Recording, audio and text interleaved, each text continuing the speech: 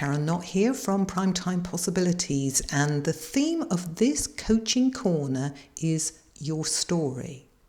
You know, we're all constantly telling ourselves stories about our lives, where we've come from, why we made certain choices, why we took path A instead of path B, that sort of thing. But we can, and often do, easily start treating our stories as truths instead of what they actually are, stories. Now, those stories we tell ourselves have a special role to play in times of personal transition. A key part of making a change as we move into a new chapter is to connect our old and new selves, to link our past, present and future into a compelling whole. And a lot of this is down to the story we tell ourselves about ourselves. So when you think about your story, the story that you tell yourself about your life right now, is it uplifting and encouraging or limiting and judgmental?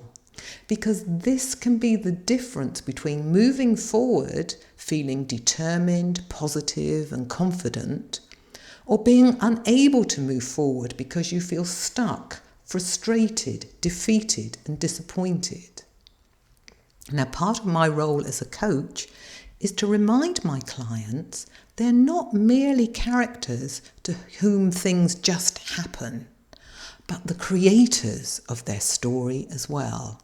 And as a way of opening up to this idea, I often ask them to write their story in 6 words, which you can read more about in the blog post entitled "What's Your Story?" So why just 6 words? Well, for a start, it's far less daunting than writing the whole autobiography, but more importantly, it cuts through the waffle and gets straight to the nitty-gritty. Here are just a couple of examples of some of the 6-word memoirs that I've received to illustrate the point. Found my purpose, complete at last. Transformed by the power of love. I choose life, I choose change. By taking chances, my life advances.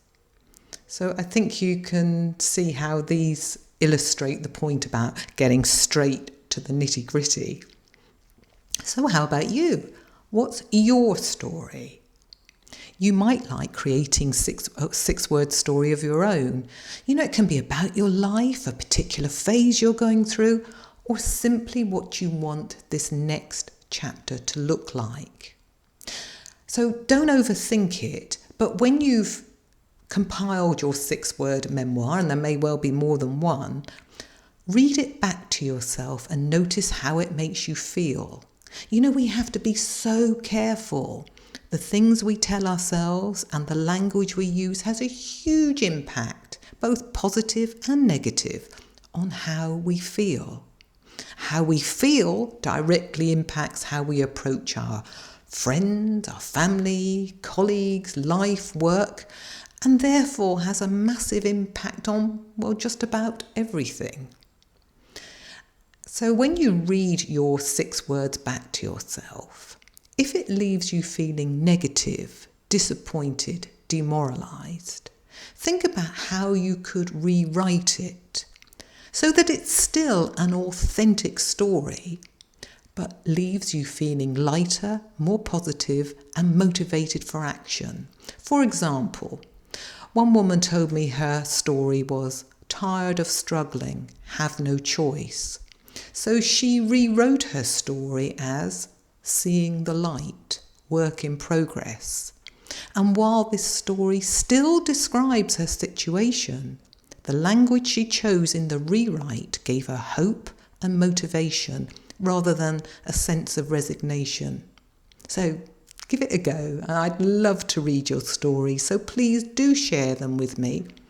And if you need any help in rewriting them, I'd be delighted to help you. Bye for now.